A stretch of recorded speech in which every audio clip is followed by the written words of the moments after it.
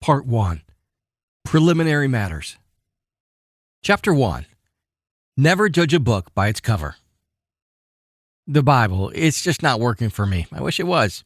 Wouldn't it be great if it did work for me, and I had the peace one gets when knowing the universe is just and kind and guided by eternal intelligence?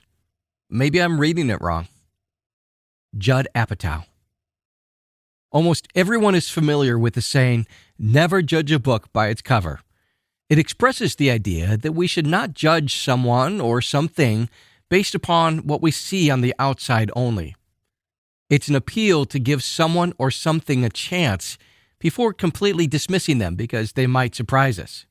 Actually, there are several English idioms that express this sentiment.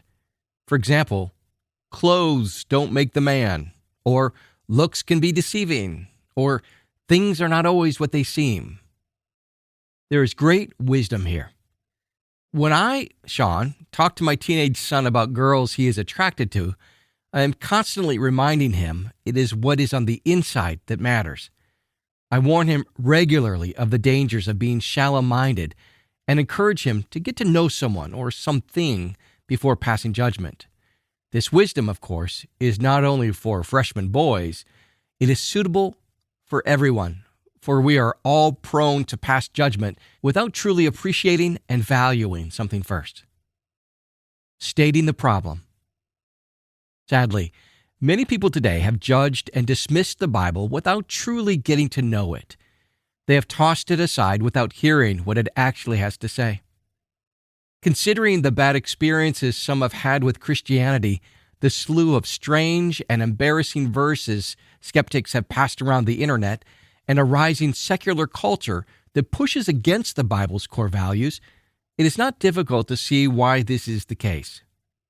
There are, of course, those who have genuinely studied the Bible and concluded there is nothing holy or sacred about it. But in our experience, this is the exception, not the rule.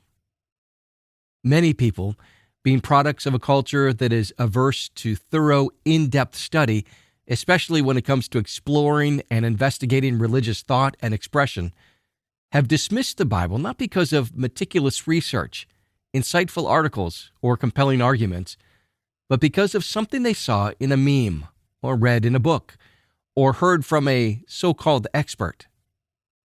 The problem with this approach, besides the obvious dangers of being manipulated and misled, is that it is not concerned about the truth. It is judging something without truly getting to know it. Making things more complicated is that this view of the Bible has become trendy, spreading like wildfire through social media. It is far easier to mock and discredit an idea or belief system than it is to explain or appreciate it, especially if we think we won't agree with it or don't understand it fully. Combine that with the ability to spread misinformation from one person to the next through a simple click of the mouse, and you can see how distorted views of the Bible might develop. The result? People have come to see the Bible at best as a strange, unenlightened curiosity, and at worst as a weapon from the past used to bully others.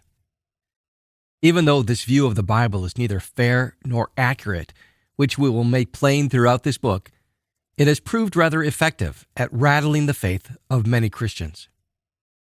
Unfortunately, some preachers and Bible teachers have unwittingly contributed to this perception.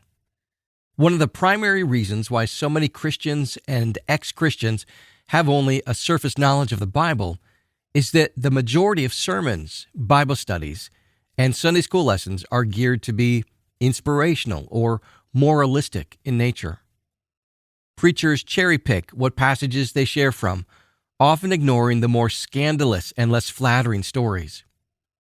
When those struggling with their faith later become aware of these passages, they feel shocked and betrayed, concluding that either their pastors are not aware of them or are hiding them. Thankfully, many preachers and teachers are realizing that skipping over these troublesome passages is no longer prudent.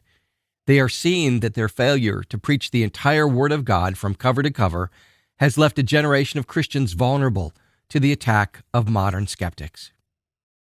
To keep listening to this audiobook, I've left you a link in the description so you can do it, at no cost thanks to Audible's 30-day free trial.